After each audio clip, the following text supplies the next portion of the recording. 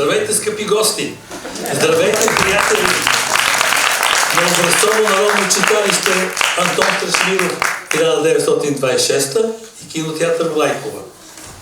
Днес е забележителна дата за всички, които знаят какво означават тези две институции за София. Точно преди 100 години, на днешния ден, Мария Влайкова написва своето завещание, с което дарява на тогавашното Министерство на просвещението тази сграда. 16 февруари 1926. Браво на Мария Влайкова!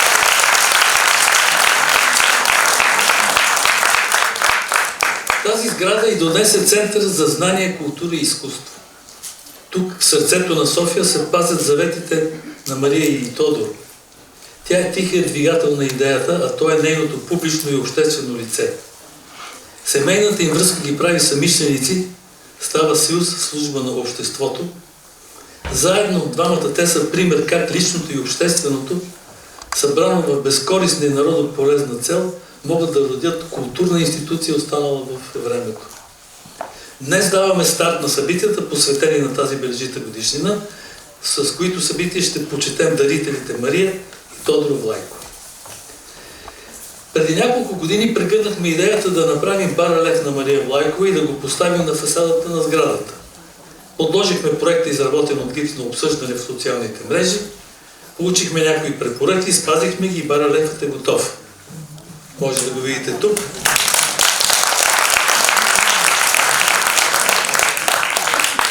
Тук сме сложили копия от пластмаса, за да присъства на този празник. Имаме проблем с поставянето на бронзовия барелеф на фасадата, но ще го решим до есента, се надявам. И така. Официални гости на днешното тържество са Биляна Генова, директор на дирекция култура към Столична община. Здравейте! Тук е Трайчо Трайков, кмет на район Средец.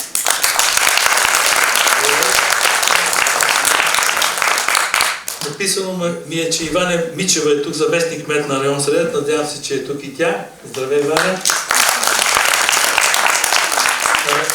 Тези хора много ни помагат на читалището, за което им благодарим искрено. Без тях сме загубени.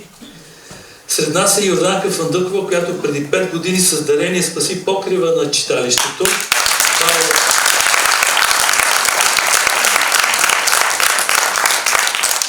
Покрива течеше на много места и само теники от сирене спираха водата да не стигне до кинозалата.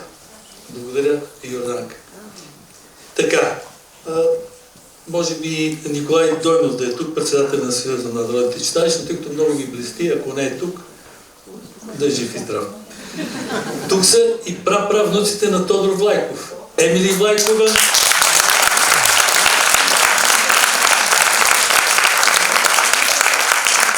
Боян Влайков и Тодор Влайков, който носи името на прадядо си, на прапрадядо. Благодарим, че сте между нас. Благодарим. Ще дам думата на кмета Трайчо Трайков, за да каже няколко думи.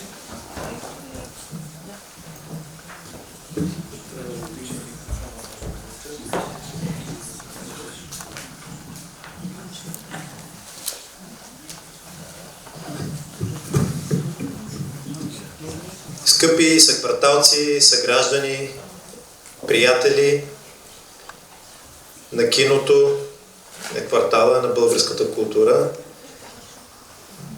това наистина е забележителен повод и аз с радост приех подсказката на господин Ковачев, че се импровизира. Затова повече няма да кажа много неща, освен да прочета какво сме написали на плакета, защото то е важно, с уважение и признателност за приноса към културния и обществения живот.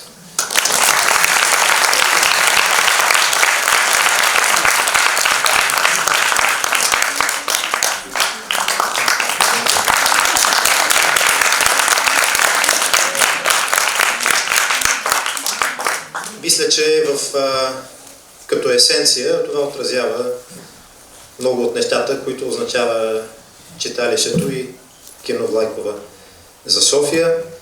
Благодаря, госпожо Фандъкова, и за жеста, който направихте преди 5 години. Аз искам да ви кажа, ако тогава не е стигнал до вас, че той беше подкрепен от цялата квартална общност, тъй като се оказа, да, спомняте си, наложи се да направим един съботно-неделник, в който бяха свалени тонове непотребни предмети от таванското помещение. 7 тона. 7 тона. И искам да ви кажа, че до ден днешен, минавайки през квартала, срещам хора, с които сме се запознали там. И това е останало като един много ярък спомен за нашия обществен живот.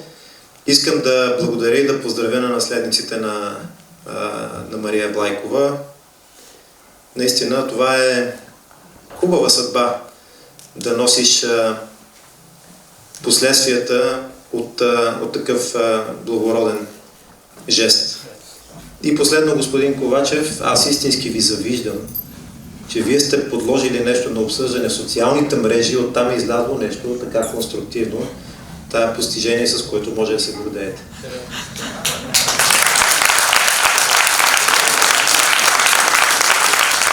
Скъпи гости, на тази сцена през годините са стояли известни писатели и поети, които са били в ръководството на нашето читалище. Рамбо Силек, Димитър Димов, Андрей Голяшки, Асен Разцветников, Елисавета Багряна. Затова един писател трябваше да открие днешното тържество, с което поставяме началото на тия чествания. Той е най-превежданият и най-награждаваният извън България български писател, първият българин, носител на литературната награда Международен Букър за своя роман "Времеубежище", Георги Господинов.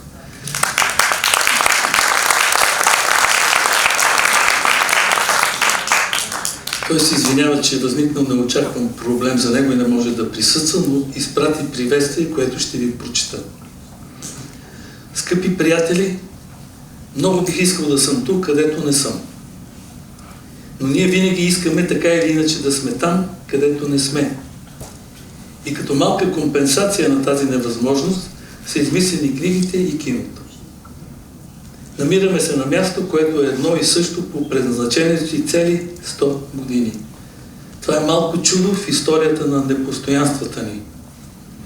Чудо е наистина, че той е оцелял в размирните години на 20-те, 1920-те, после в една война и бомбардировки над София, сетне в един строй, който не се церемонеше много с буржуазните писатели и техните близки, и накрая в един проточил се преход, читалището е успяло и е устояло на всякакви мутро апетити. Всичко това дължим на една жена, Мария Влайкова, съпругата на писателя Тодор Влайков.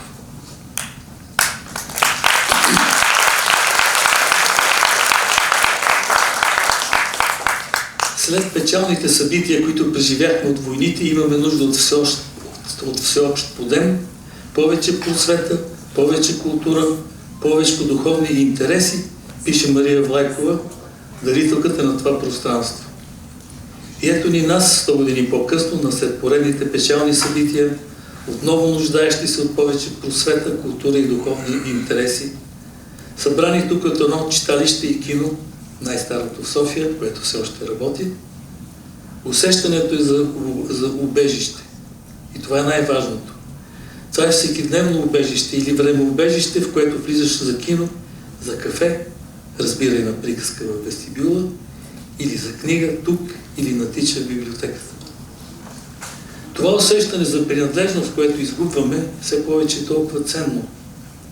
Принадлежност към едно общество не само в пространството около Орловият мост, а общество и във времето. Тук, в това кино, вероятно са влизали Йовков от съседната улица, Емануил Попдимитров, Бешков, професори, учени, лекари. Съзнанието за такава редица в годините ни дава друго, забравено измерение. В това е смисълът на сграда като тази, в която сме. Тя може да е иззидана с машинни тухли на височина 6 метра, както отбеляза в завещанието си Мария Влайкова, но друга да е чудото на нейната устойчивост. Онова, което държи тухлите, е направено от щедрост, постоянство през годините и мечти. Това е лепилото. За да не живеем тук като чужденци един на друг, както пише Боян Пенев в есето си "Нашата интелигенция", публикувано през 1924 в Златорог. Прочие, честит юбилей и да си пожелаем след 100 години нашите наследници, като влизат в кино Влайкова, ако не да се гордеят, то поне да не се срамуват, че сме обитавали едно и също пространство и сме го запазили. Георги Господин.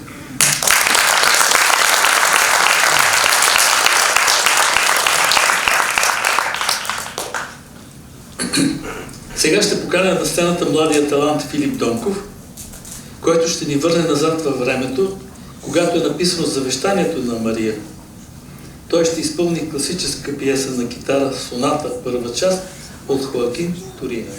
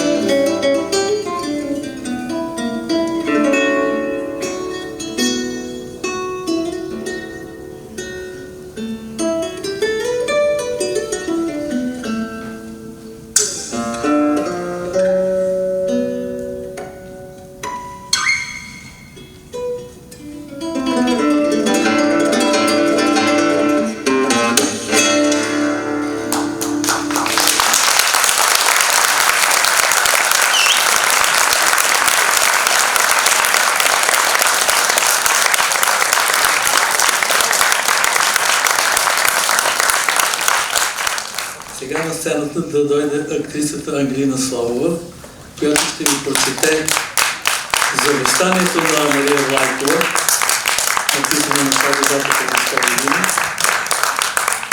Преди 33 години, още млада девица, след свършването на гимназията, аз заминах за красивия, пълен с исторически спомени и незабравим Охрид.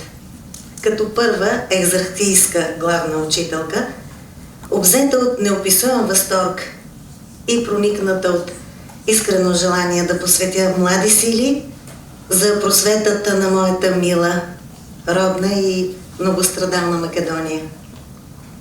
Още тогава у мен се зароди желанието да мога и аз да спомогна с нещо за преуспяване на просветното дело в родината. Много години се изминаха. Много несполуки и злочестини сполетяха родно племе и родна земя. Но това мое желание не ме напусна. Аз останах вярна на своето желание и до сега. Бидейки голяма любителка на театъра, както драматически, така и оперния, възхитена от красотата на хубаво изпълнените опери и драми от добри артисти, в последно време желанието ми да спомогна на народната просвета се насочи към мисълта тая помощ да се прояви именно в делото за преуспяване на народния наш театър. Големият успех на кинематографа, разумно уреден и контролиран, който може не само да достави висша естетическа наслада, но може да служи и за възпитание на младото поколение и на народа, зароди у мене идеята помощта, която имах желанието да окажа на театралното дело у нас, а чрез той и на народната просвета, да се свърже с създаването на един народно-възпитателен кинематограф. Тази идея у мен се оформи в решението да построя един удобен салон, служейки чрез уредения в него народен кинематограф, да може да се използва за утра, литературно-музикални вечеринки, разни сказки, народни четения и прочие. Въобще да бъде културно огнище, разсадник на просвета. Миналото лято с неимоверни усилия, големи грижи и лишения, с непосилен труд и много дългове, успях да надвия всички пречки и да туря основите на многожелания мой салон и да го изградя върху моето собствено место на булевард Иван Асен II, близо до Орловия мост, срещу Борисовата градина. Салонът е построен на повече от 300 квадратни метра, отпред с вестибюл с сцена в дъното и по една тоалетна стая от двете страни на сцената, с здрави бетонни основи в земята, иззидан с машинни тухли на височина 6 метра. На 3 метра от височината е поставена от двете страни на салона и над вестибюла железобетонна галерия. Отгоре салонът е покрит с дебела железобетонна плоча и особена циментова замазка. Плочата е подпрена на 8 железобетонни колони и кръстосани надлъж и шир железобетонни трегери. Плочата е пригодена да може да се издигне отгоре едно образцово читалище. Толкова нужно в моя любим нов квартал. След печалните събития, които преживяхме от войните, имаме нужда от всеобщ подем, повече просвета, повече култура, повече духовни интереси. Без ничие насилие или външно влияние, по моя воля, аз собственоръчно написвам следующето. Моето желание е, след моята кончина, салонът ми да бъде в пълно владение на Министерството на народното просвещение, което да разпорежда от приходите на салона ми да се подпомага родното театрално дело. Да се издържат в странство 6 души, ако средствата позволяват, от най-добрите и най-даровитите артисти, както и един писател, за усъвършенствование на техните дарби. 3 да бъдат от моята мила Македония, останалите трима от България.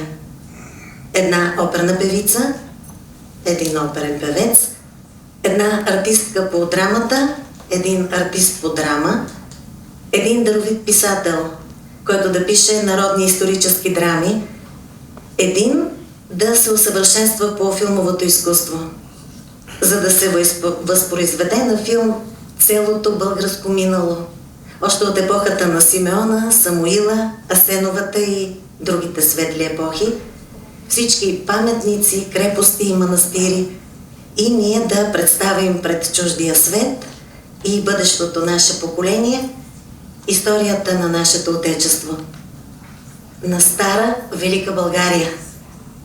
Всички тия избраници да бъдат въодушевени от любов към театралното дело и да служат на народното изкуство. Почитаемото Министерство на народното просвещение да напомня на тези бъдещи артисти моето задушевно желание да обичат своето отечество България, да милеят и да се трудят за преуспяването на България, да бъде тя велика, силна и културна. Един ден и вечер да се оставят приходите в края на всеки месец на хористите и оркестрантите на Народната опера. За възпоменание на голямата любителка на музиката, на всички други изкуства, на всичко, що е прекрасно и добро. Мария Влайкова, 16 февруари 1926 година, София.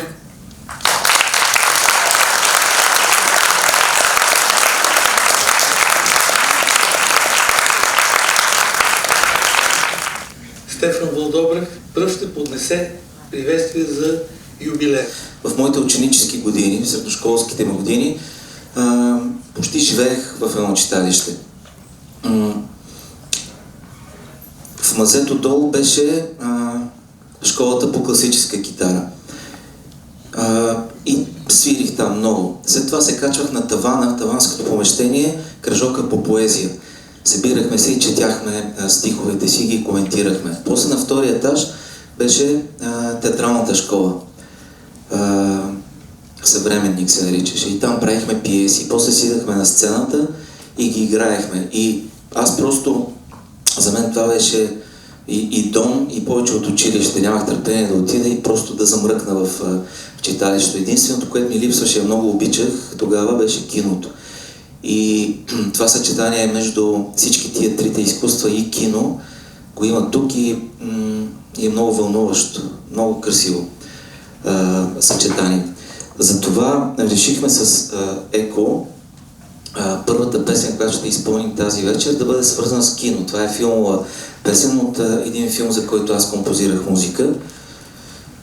2009-10. Той имаше много хубава съдба. Стигнахме до полуфиналите за наградите Оскар за чуждоязичен филм, шортлиста. Неговото име е "Светът е голям и спасение ден от всякъде".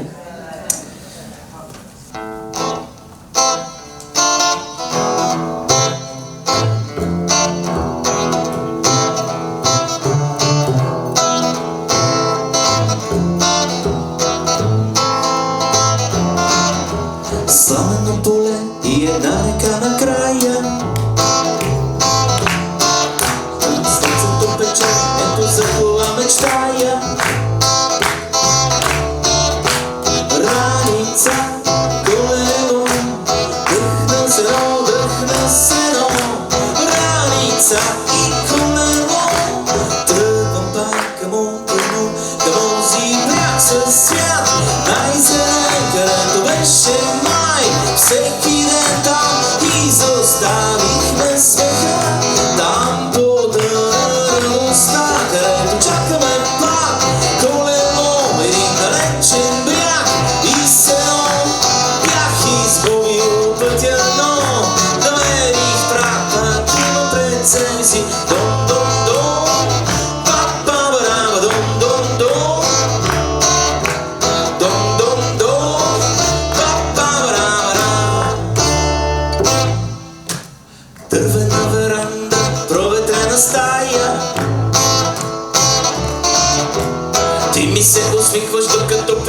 обичая. Неоправено легло, дъхна се едно, дъхна се едно. Неоправено легло, тръгвам пак към онзи някъде. Чудеса случват се, нали? И сега съм аз, знам място по-добро. Сега сте вие. Кажи където и аз знам място по-добро. И вие кажи където и аз знам място по-добро. И вие и аз знам място по-добро. И заедно кажи където.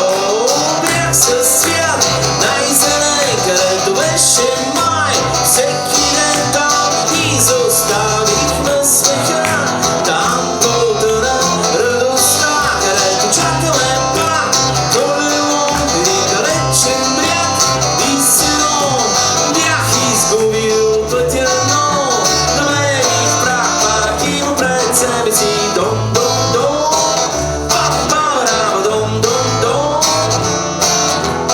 Dom dom dom, ra pa ra pa de ra di ra dom.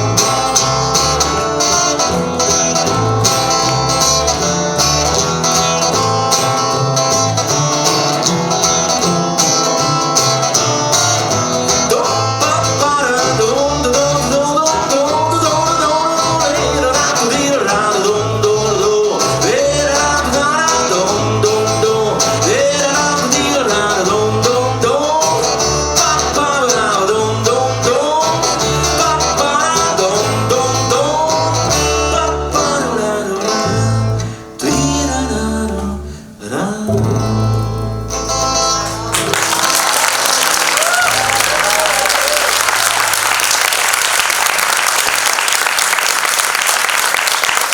Ето, ние след това сме свирили на много 100 годишни. Но така, не. Свирили сме на 100 години на българското кино. БНТ, големите там серии чествания. 2013, 14. Свирили сме на 100 годишната на Берое. Израснахме с вас. На 2016. Но на такава 100 годишнина не сме. Чуда се дали да... Аз попаднах в оня ден, аз ще ви го прочита, мислих да не ви отнема много време. Много красиво. Оня ден, абсолютно без да искам, скролвах нещо във Фейсбук и случайно ми излезе едно нещо и го снимах. Кратко за Тодор Влайков. Ще ви го прочета. Много ме впечатли. Две неща ме впечатлиха. Тодор Влайков въвежда обичая да се пие чай от тях. Това било начин да събере непримирими писатели и критици, които не подозирали, че ще се срещнат. Това искаше добрата душа на Влайков, да види побратимени хората. Спомня си писателят Христо Бразицов. А Димо Казасов пък разказва в спомените си следната случка. Един ден се разхождах по булевард Цар Освободител и малко преди Орлов мост бях изненадан да видя стария писател Тодор Г. Влайков в една каруца, седнал върху натоварен в нея пясък. Аз знаех неговото жилище на улица Аспарух и недоумявах каква грижа го е захвърлила върху купището пясък, карано от разнебитена и ужасно дрънкаща кола. Заинтересувах се и узнах, че той заедно със своята съпруга строят читалищно кино на улица Иван Асен II. Макар и с закъснение, почувствах в видената сцена едно свещенодействие и с умиление се преклоних пред скромната всеотдайност на този неукротим труженик. Много ми хареса, извинявайте, че това е като сцена от кино, сцена от филм. И какво? Втората песен, която ни се иска да ви изпълним с еко, мисля, че няма да изненадаме никой в си минор. Готови? One, two, one, two.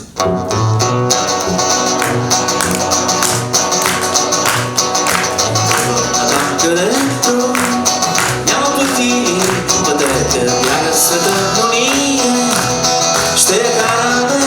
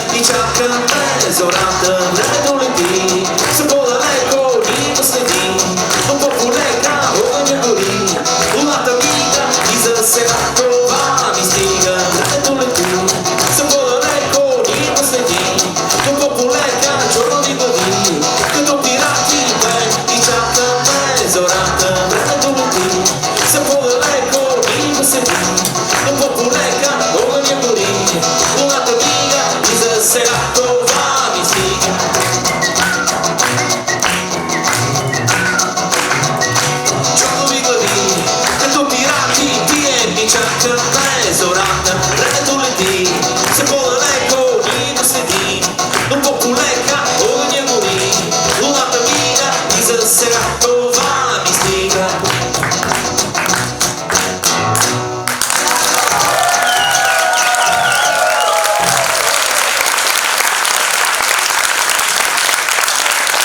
Благодаря ви, че сте празник на всички. Сега следва едно кратко видеоприветствие, което ще поднесе правнукът на Тодор Влайков, посланникът на Република България в Букурещ, Радко Влайков. Днешния объркан свят ние трябва да се гордеем, че достигнахме 100 годишнината на най-стария действащ кинотеатър в България, известен като Кино Влайков. Убеден съм, че това е възможно, защото през тези 100 години винаги е имало истински българи, следващи примера на Мария и Тодор Влайкови за висок морал, почтеност, добродетелство, благотворителност, християнски, културни и човешки ценности. Няма по-естествена симбиоза в отстояването на тези ценности от дейността на образцовото народно читалище Антон Страшимиров 1926 и Кино Влайково. Всички ние сме свидетели и подкрепяме от цялата си душа запазването на читалището и на киното като едно културно, демократично, образователно и възпитателно пространство. Място за съмишленици, място за европейци, каквито са били Мария и Тодор Влайков. Това, което днес им дължим, не е само признание. Ние им дължим да продължаваме техния път и най-вече да го предаваме за съхранение на поколенията, за да спасим онази българщина, за която всички из вас са съмишленици. Читалището Антон Страшимиров 1926 и Кино Влайкова доказват, че дори и днес това е възможно. Маркирам накратко. Отстояхме срещу нездравите интереси сградата да загуби предназначението си. Спасихме я самишленици. И още, не само киномашината, но и в немалка степен самото съществуване са възможни само при волни пожертвования и дарения. Отново в духа завещани от Мария и Тодор Влайков. И накрая едно предложение. Вече 33 години, от 11 до 24 май, в родния град на Тодор Генчо Влайков Пирдоп се провеждат Влайковите дни. Нека Образцовото народно читалище Антон Страшимиров 1926 стане част от тях. Бог да пази България.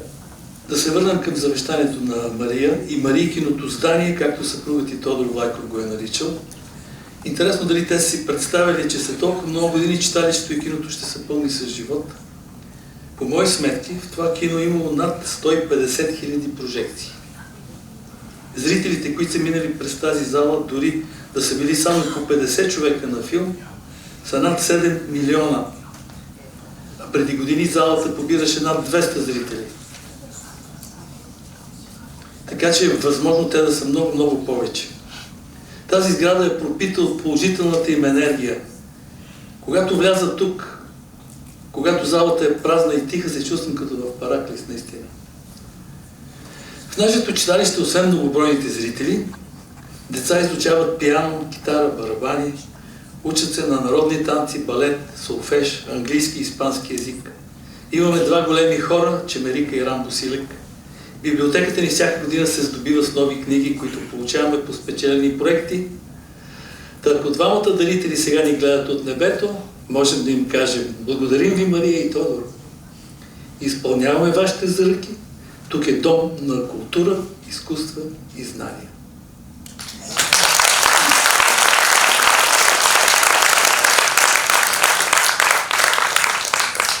Сега ще видите доказателство какви талантливи деца има в читалището ни. Даниела Пеева на 13 години, с преподавател по балет Минна Сидерова, ще изпълни вариация на Медора от балета Корсар на Адолф Адам.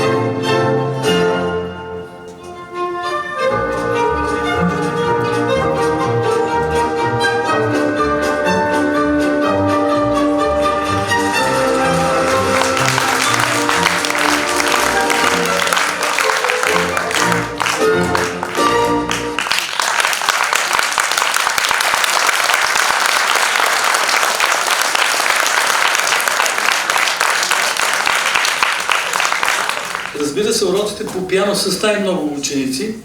Един от тях е Никола Петков на 17 години с преподавател Людмила Тимова. Той ще изпълни пиесата «Ревери» от Клод Дебюси. Заповядай.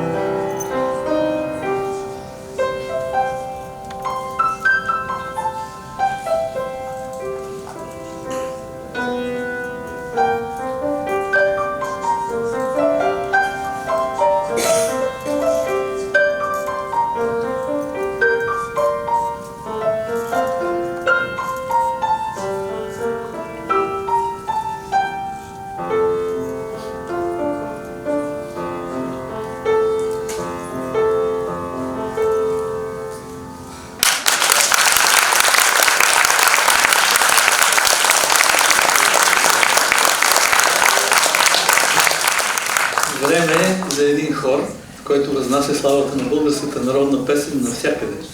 За нас е гордост, че е част от читалище Антон Страшимиров. фолклорна формация Чемерика с диригент София Янева ще изпълнят Пълн ми пое, обработка на Боян Нанков, и Някой тропа лопа, обработка на Петър Льондев. Заповядайте.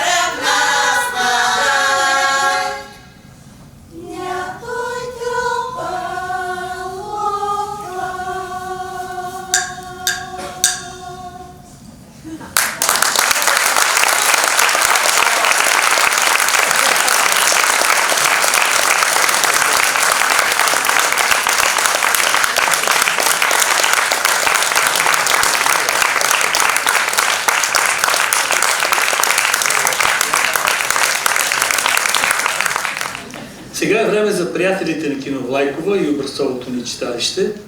Каня на сцената един наш наистина голям приятел. Хайго, заповядай!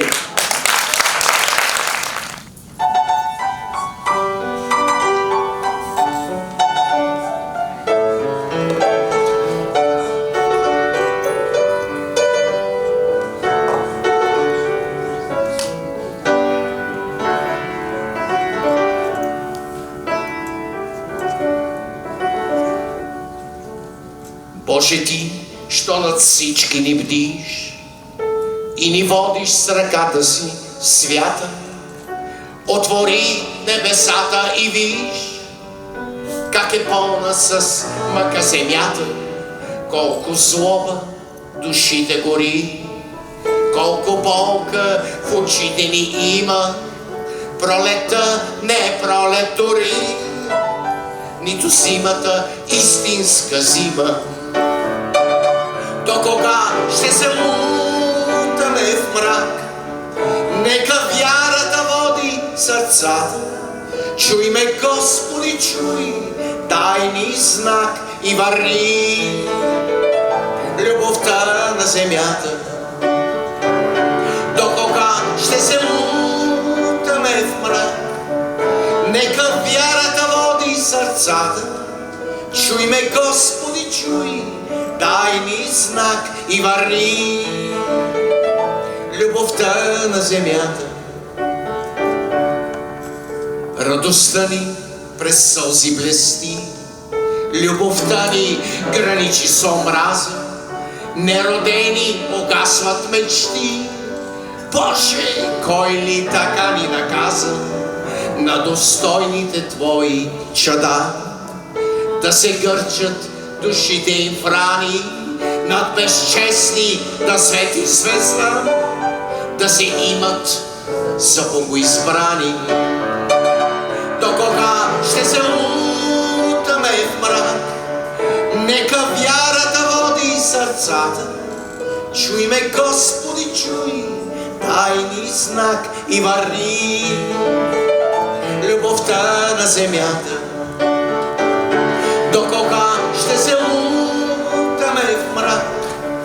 Нека вярата води сърцата. Чуй ме, Господи, чуй, дай ни знак и върни любовта на земята.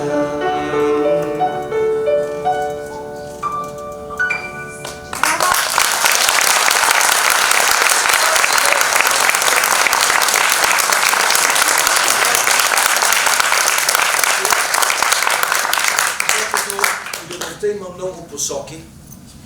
Любов към родината, към родното училище, към любимото родно читалище, към човека, към ближния.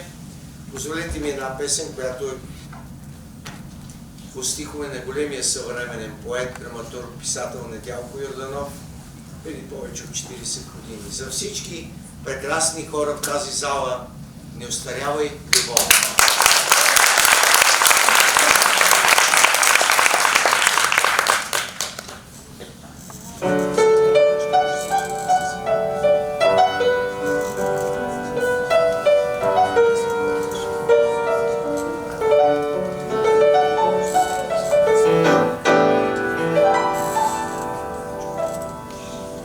Не остарявай любов в телата ни, топли слети.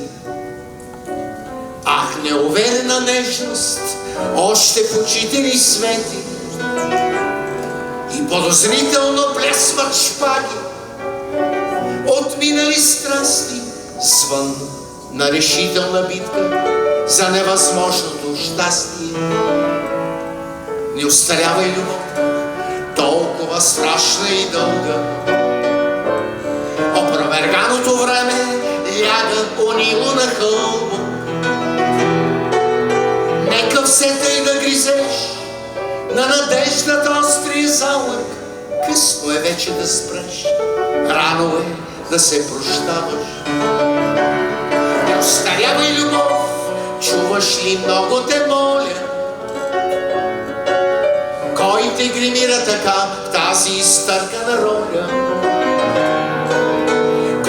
този смешен костюм, глупаво те обляга, всичко е само игра, всичко е само спектакъл. Не остарява и любов, толкова страшна и дълга. Опроверганото време ляга понило на хълба. Нека все тъй да гризеш на надеждата острия залък. Късно е вече да спреш, рано е да се прощава. Не остарявай любов, чуваш ли много те моля? Кой те гримира така в тази изтъркана роля?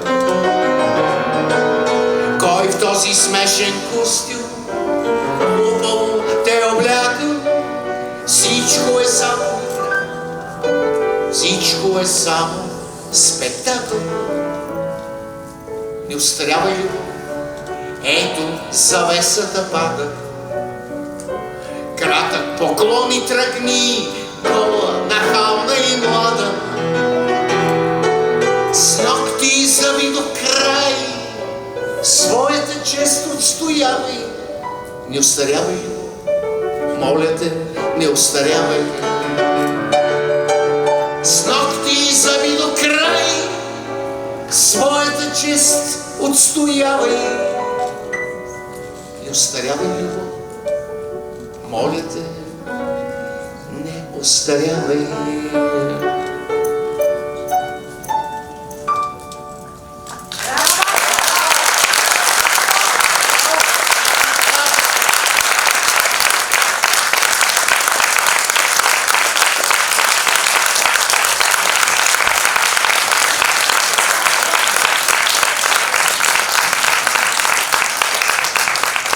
Благодаря на този прекрасен човек. Ужасно е, че текст писан преди 30 години е толкова актуален и днес. Така. Сега на сцената ще се качи обичаният от всички Влади Карамфилов. Ръкопляскайте!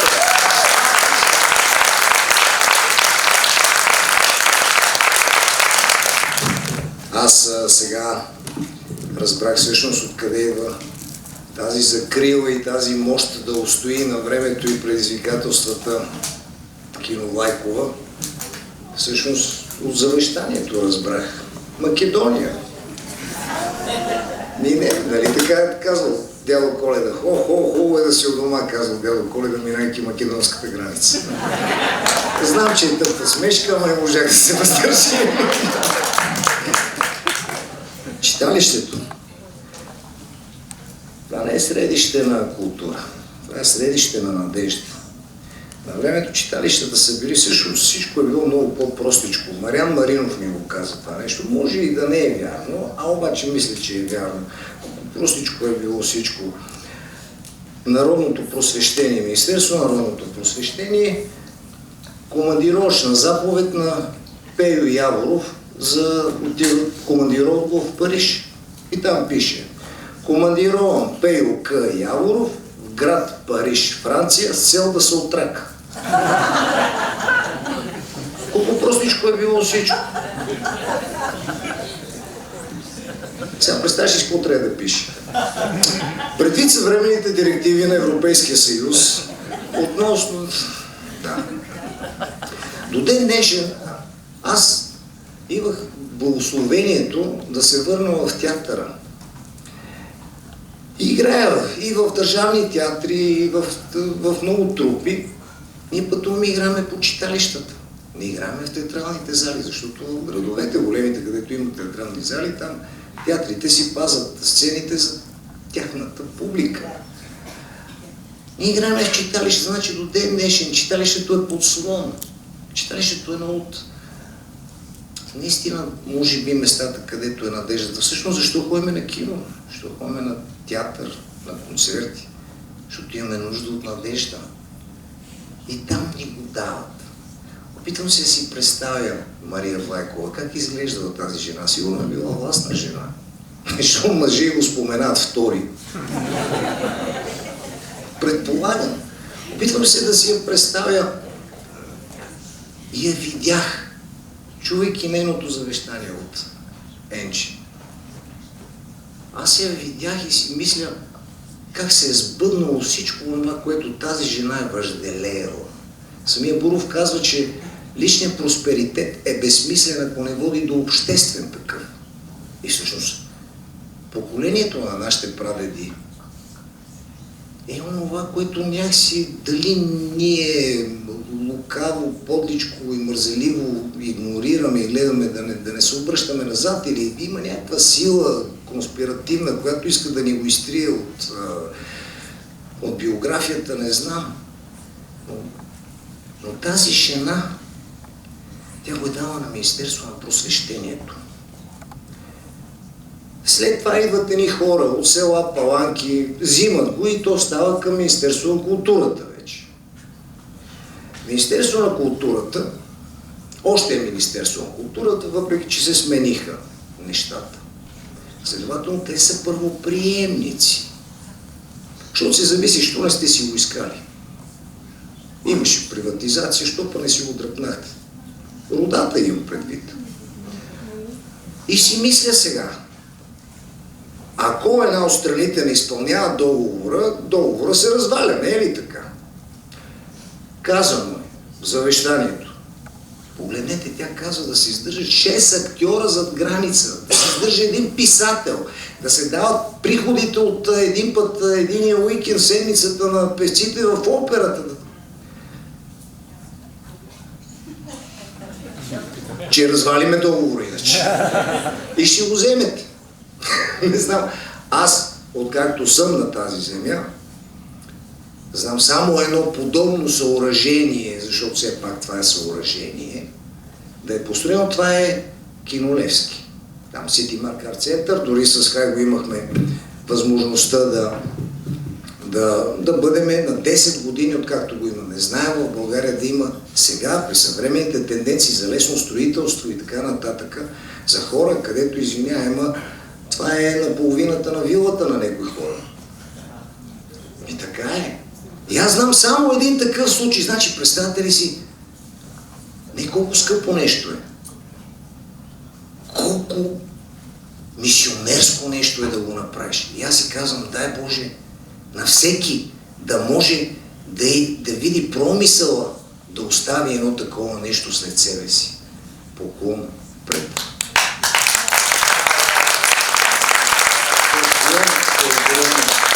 Защото това в крайна сметка е материал, строителен. Дърво, плат. Олег, представих си те, братко, как идваш и терапевтично почваш си пускаш завесите тихичко. Има хора, играят билярд, някои слушат музиката, идваш и си пускаш завеските. Нали? Но в крайна сметка това е един строителен материал, ако няма онази част на Твореца. Тази жена е дала възможност да се съберат двете неща и да могат да направят надеждата. Самия аз бях благословен да мога да спъдна една такава надежда. Независимо какви са обстоятелствата. Не са по-различни от това, както тази жена и нейния съпруг са направили това читалище, така направих един филм. Бога ми, който прави филми, ще ви кажа, това не е лесна работа. Но той стана. Госпожа Фандъкова е единственото официално лице, държавно лице тогава, което поканих на премиерата, и Маргарита Попова, която беше просто морала ми е важен, не фигурата и лицето. Между другото, госпожа Фандъкова беше и човека, благодарение на който го има и Кинолевски, и има някой помнат. Направих един филм. Независимо. Не знаех какво ще стане. Аз не знаех какво сме направили, защото не го бях гледал от начало до край. Филм. Аз съм го монтирал на глави. Така се прави монтажа на киното. Отидах в унгарската лаборатория в Маджар студио. Там съм 3 дена. Тук се връщам да правя реклама, защото за 2 седмици направих рекламата, че ще бъде в кино Арена Армейс премиерата. Аз не знаех какво ще стане. Не го бях гледал от начало до край. И го гледах на премиерата. И си казах, Бога ми, ако е провал филма, ще ми падне камък от гърдите, защото повече няма да се занимавам с тия неща.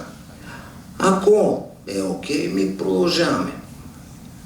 И си ви какъв ли е смисъл? Мина премиерата, беше окей, прецаках се, продължаваме. Обаче вървиш по улиците и те спират хората и ти казват: благодаря ви. Всъщност аз този филм го направих по същия начин, да кажа на хората: обичам ви. Ето това аз мога да направя за вас. Те ме спираха на улиците и ми казват: обичам ви. И аз знам, че това е тенис, не е сделка. Сега е мой ред да кажа обичам ви. И поръчах 5000 бели рози от Холандия.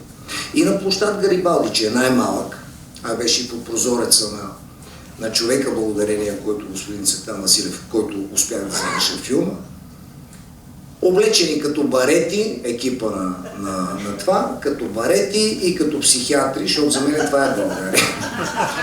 Ти си пациент или на едното, или на другото. Сутрин, понеделник, в 8 часа хората отиват на работа. Как изглежда човек понеделник 8 часа отива на работа? И аз реших: ема ти колко е яко. Така им казваш: обичам те. Той слиза от трамвая и ти му подаряваш една бяла роза. Имаше невероятни реакции. Невероятни реакции имаше. Заповядайте, какво е това? Роза. За вас. Колко струва? Не, без пари. Заповядайте. Защо? Ами за честит понеделник, за усмихната седмица. То гледа, другите взимат, нищо не им правят. Дай 3 за колежката. Имаше най-различни, имаше Чечо Стерев, да го прости Бог и него. Той върви, и Джони Пенков, и Джеки Стоев бяха. Момиченце, заповядай тази рози. Слушай, аз съм момче. Нищо, в днешно време е поправимо. Имаше всякакви неща. И то и още повече се развият неща. И в един момент дойде една възрастна жена. Една жена на видима възраст на 90 години. От тези разкошните. Те са мъничко, едно с тази копринената коса, бялата, лекото, с кадифената кожа, с едно кафяло шливерче. И имам чувство, че като ексибиционист беше с тръндафорки, с боси кръчета. Ама като Йода, искаш да го вземеш, си го сложиш, с тебе си го носиш.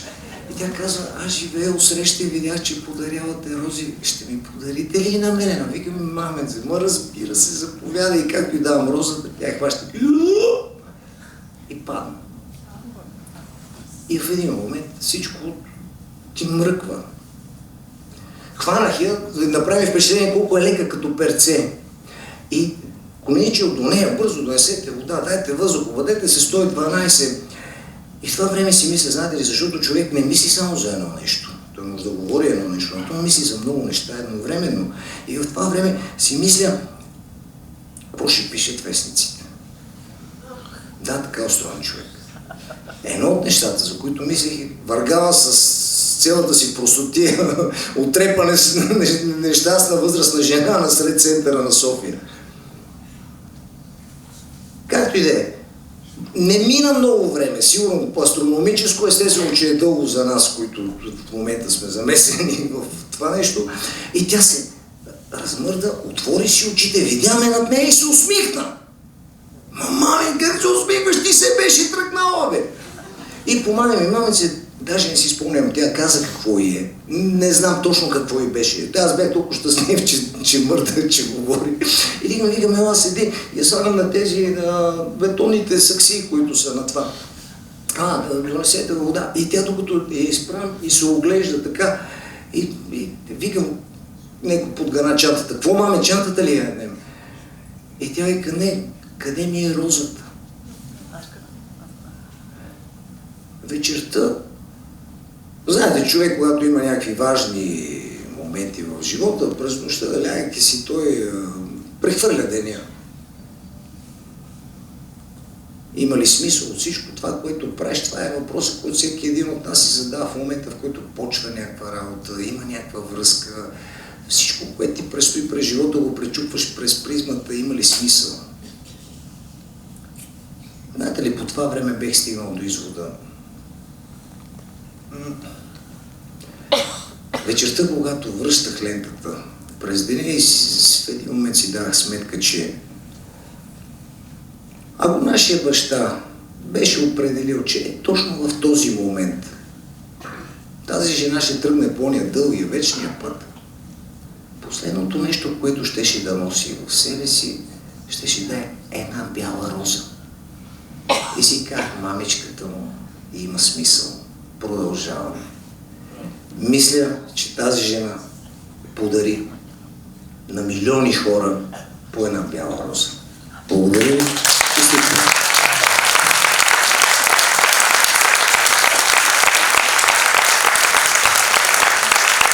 Започват изпълнения на музиканти от нашата махала. Пръв е Димо Домусчиев, всички го познавате, най-добрият цигулар, нищо, че не свири в оркестър. Ще чуете мелодии на Енио Мориконе от филмите "Имало едно време в Америка", "Ново кино Парадизо" и "Леди Халифа".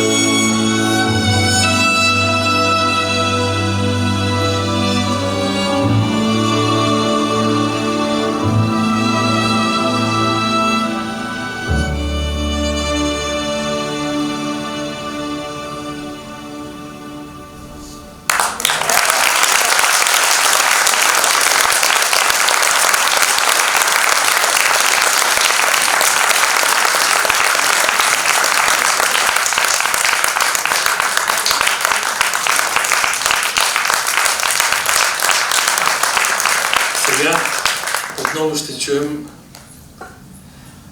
младия талант Филип Донков. Окей, добре. Готови ли сте?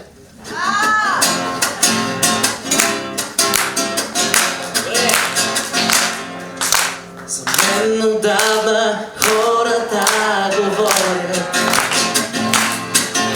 че вечно съм безпухната пара. Аз със всеки съм готов да споря. И това е най-важно на света. Живея на последния етаж на мансарда, точно под звездите. Готови сте команди, прозореца е моята врата. Аз вървя къде? Готови сте? След време тук под звездите прозорецът ще има светлина. Но дали тогава ще слуша Beatles? Кино Вайкова, кино ще ходя да гледам. Хазяйката ще идва рано, с венска кифа, с каничка кафе. Вместо да попита тя за найема, ще се усмихне. Спахте ли добре? Пак ли ще звучи невероятно? За някой, ако някой пак твърди, готови сме всички заедно да ви чуя, че имам най-голямо върхови сте и прозорец и безброй звезди. Още една ще ви чуя, че имам най-голямото богатство. Един прозорец и безброй звезди. Един прозорец и безброй мечти.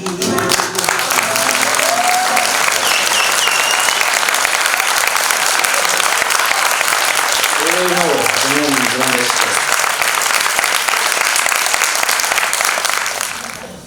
Каня на сцената Лора Божилова, Веселин Веселинов, Еко и Велизар Гичев. Идвайте! Ние тук, момичетата и момчетата от махалата от неотдавна, от около 50-60 години, си му викаме нашето кино. И искам изключително да благодаря на госпожа Влайкова за това непробиваемо завещание, което е направила, че той до ден днешен това си е нашето кино. Благодаря ви, госпожо Влайкова, благодаря на всички, които правят нещата се по-хубави. Сега идва време за много малка доза джаз в нашата програма. Искам да ви представя първо един мой прекрасен приятел от така нареченото добило популярност поколение Gen Z, но това е Велизар Гичев на китара, аз съм Веселин Веселинов Еко на контрабас.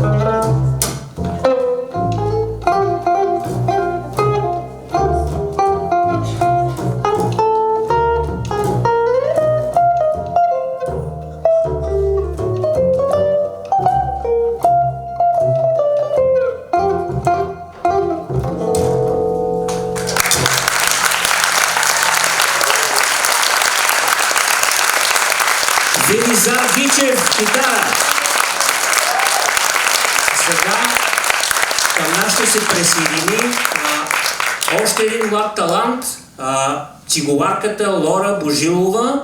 Заповядайте, уважаема госпожица, на сцената. И с нея ние тримата ще извиним едно голямо произведение на Астор Пиацола, но не дълго. Голямо, като казвам, няма предвид дълго. Нормално. То се нарича Обливион. Забвение.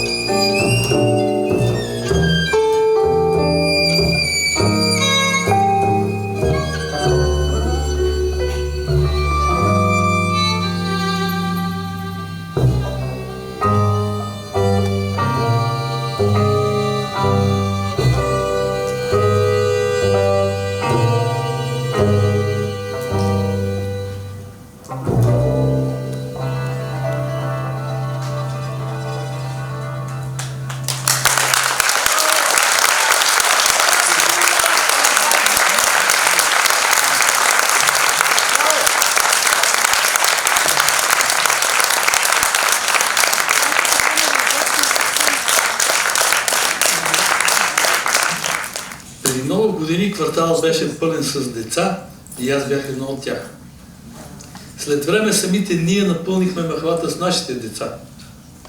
Беше удоволствие да ги гледам как играят в детската градина, където сега има голяма офис сграда. Едно от тези деца е сина ми Боян, който тук се въртеше и пречеше на всички. За да прави тази вечер е звукорежисьор или пък саунд дизайнер, може би както модерно да се казва. Благодаря ти, Бояне, чудесно се справи.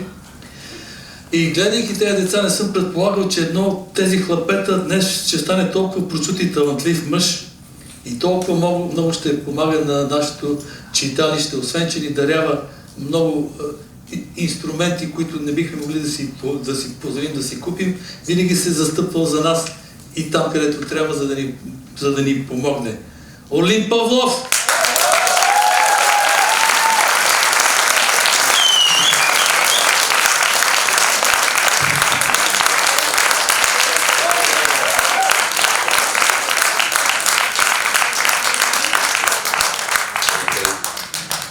Олег, много ти благодаря за хубавото представяне.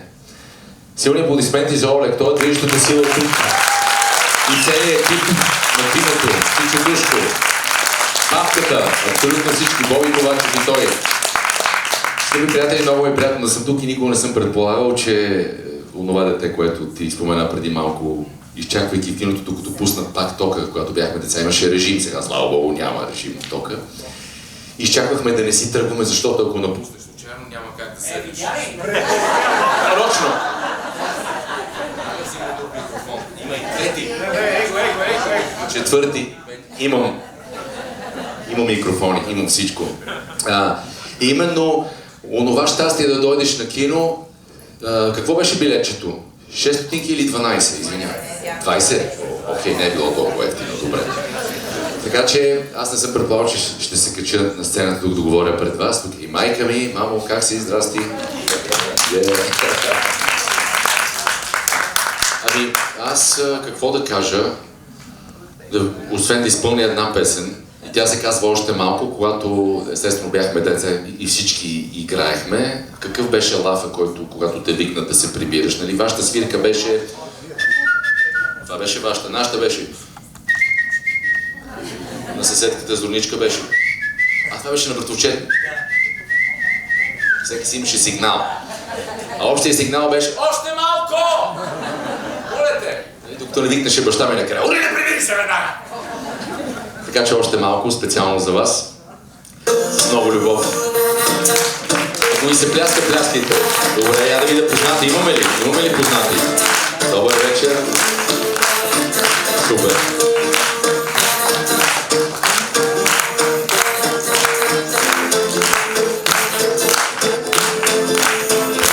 Водим своите войни с затворени очи и изглежда май света е полудял.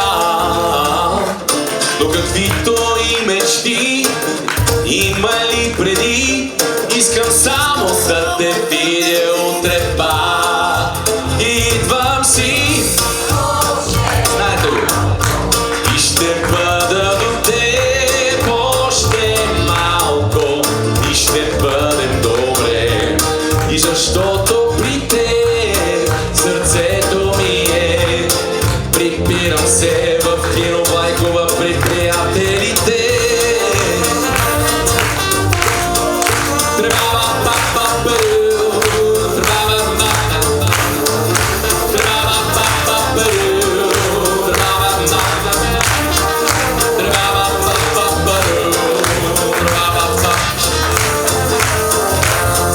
Гледаме назад, казваме си бил съм млад и не съм разбирал важните неща.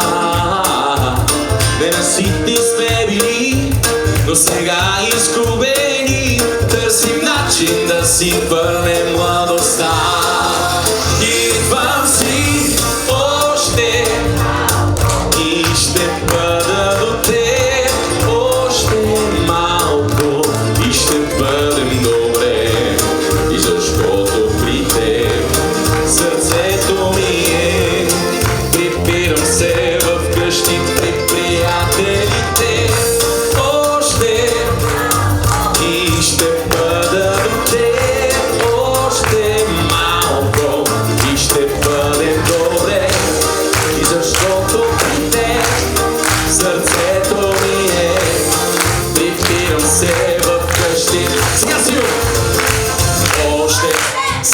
ден, малко ще си до мен. Още само ден, малко ще си до мен. Само ден, малко ще си до мен. Още само ден, идвам си. Още малко. Сега сте вие.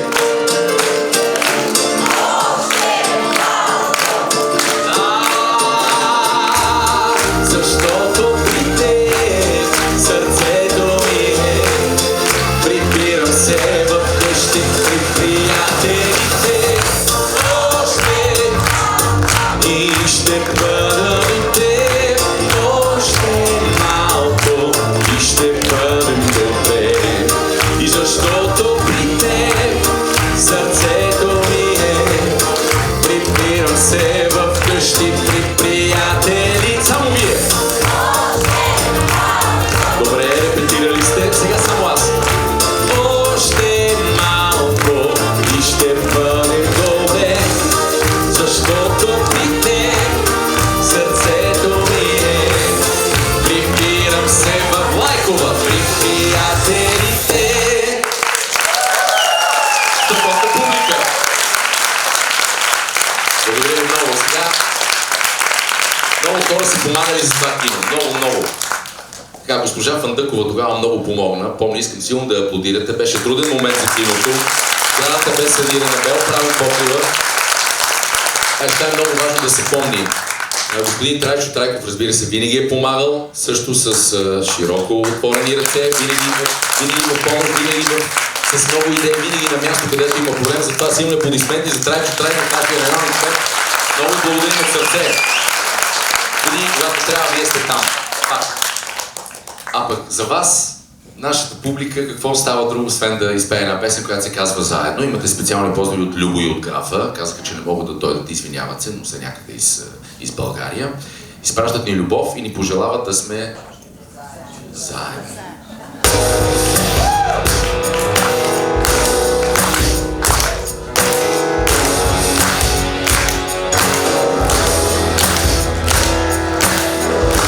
Хиляди истини, от други разказани. Иски да пееш, Филипе? Си една от тях. Боби има микрофон, нали? Хиляди възможности. Добре, аплодирайте Филип Сонков. Ето това е да сме заедно. Нещо малко, но за някой друг. Така. Ще можеш ли колко малки сме били за големите мечти. Бягахме излагани и боли. Бяхме сами, колко малко ни дели. От големите мечти бягахме излагани. Но може да бъдем заедно. Добре, да бъдем заедно. Да бъдем заедно. И сега си ти. Малко трябва хиляди различия и нови славоточия. Затвориха очите на душите ни, а ти дали откри хиляди възможности. Не сте ли изпуснали Да направим нещо малко, но за някой друг. Ще можеш ли ти колко малки сме били за големите мечти. Бягахме излъгани и боли. Бяхме сами, колко малко ни дели. От големите мечти бягахме излъгани. Вие сте, Но можем да бъдем заедно. Да бъдем с теб.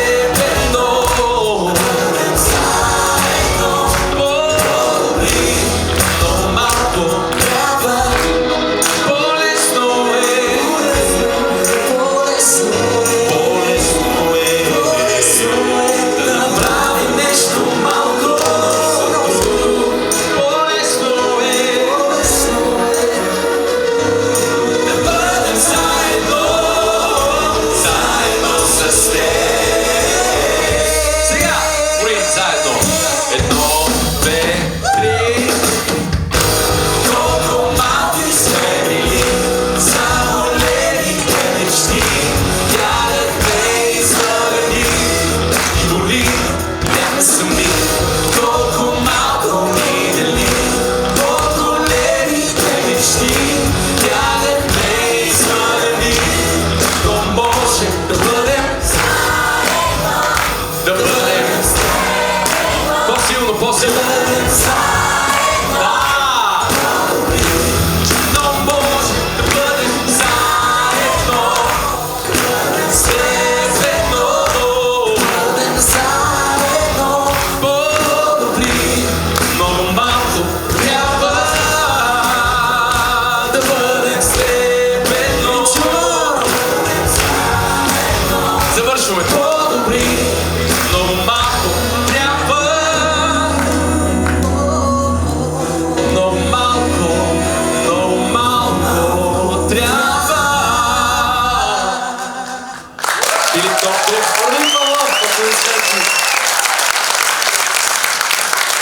Олег, благодарим ти, ела на сцената.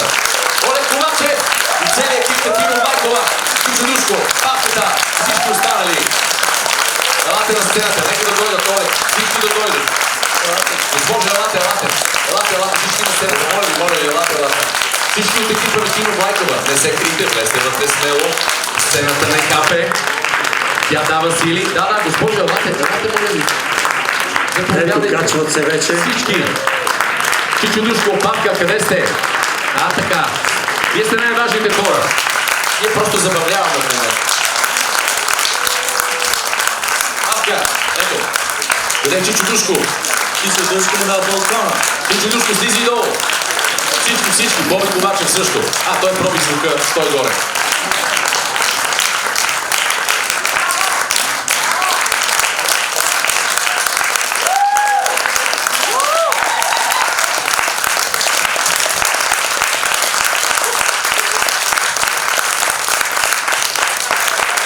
Да помоля на сцената да се качат Емили, Деян и Тодор Влайкови. И приятелката на Тодор,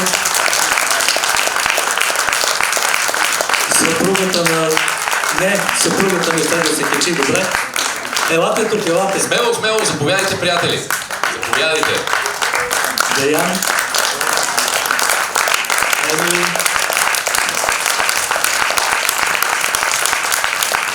Тодор, приятелка.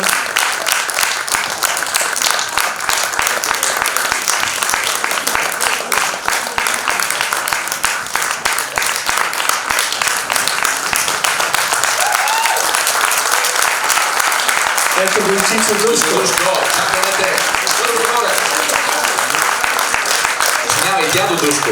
Дядо Душко, да. Дядо Душко.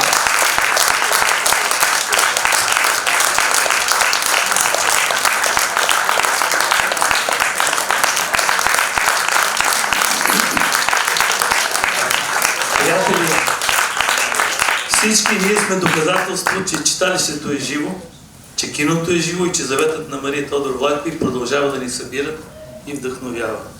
Благодарим ви, че сте част от тази история. Благодаря.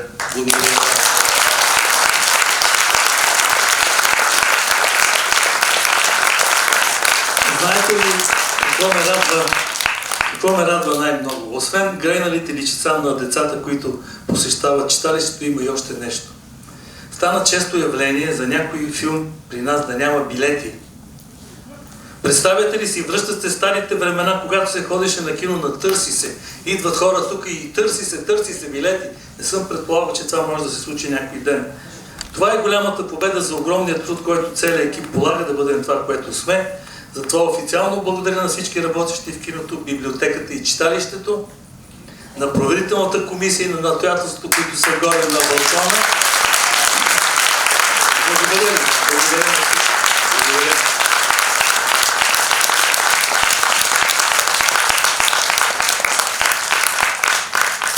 И накрая да завърша с едно приятно съобщение. Отдавна подготвям филм за хората, които построиха и ни подариха тази безценна сграда. Издарението си направиха възможно съществуването на този културен оазис в центъра на София. Мария и Тодор Влайкови.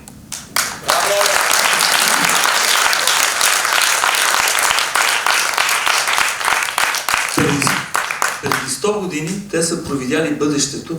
Разбрали се, че тази трета извънградска част, както пише в нашите нотариални актове, след време ще стане най-приятната махала в София. и с много заеми и личен труд са постигнали целта си – народен кинематограф и читалище. Филмът ще се казва "Заветът Влайкови". За него имам подкрепата на дирекция "Култура" към Столична община. Благодаря. Благодаря, Диляна.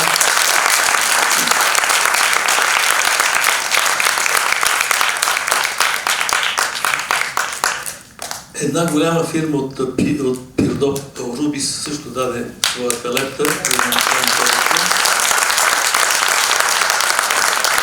Няколко мои приятели дариха средства за производството му. Ще кандидатствам за финансиране и сесия на Националния филмов център. Но тъй като самия аз съм дарявал и знам колко приятно чувство е да дариш за нещо, което ще остане и след теб, обявявам дарителска кампания. Не е важна сумата. Важен е знакът за съпричастност. Важно е името на дарителя да остане във филма, за да се знае, че дарителството в България е започнало преди стотици години, е живо и днес, както ктитолите по манастирите и до днес могат да им се прочитат имената. Ще сложим кутия в фоайето на киното, ще публикувам банковата сметка, за да могат желаящите да помогнат. Премиерата "Живот и здраве" ще е на 3 октомври, когато е била първата прожекция в новото кино, безсмъртният филм на Чаплин "Треска за злато".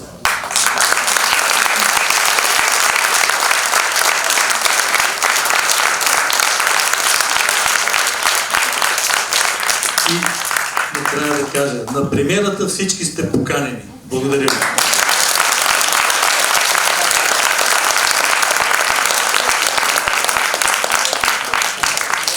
Добре, че винаги има кой да ми даде акъл. Навънка можем да пием по глътка вино. Заповядайте да се видим и в фоайето.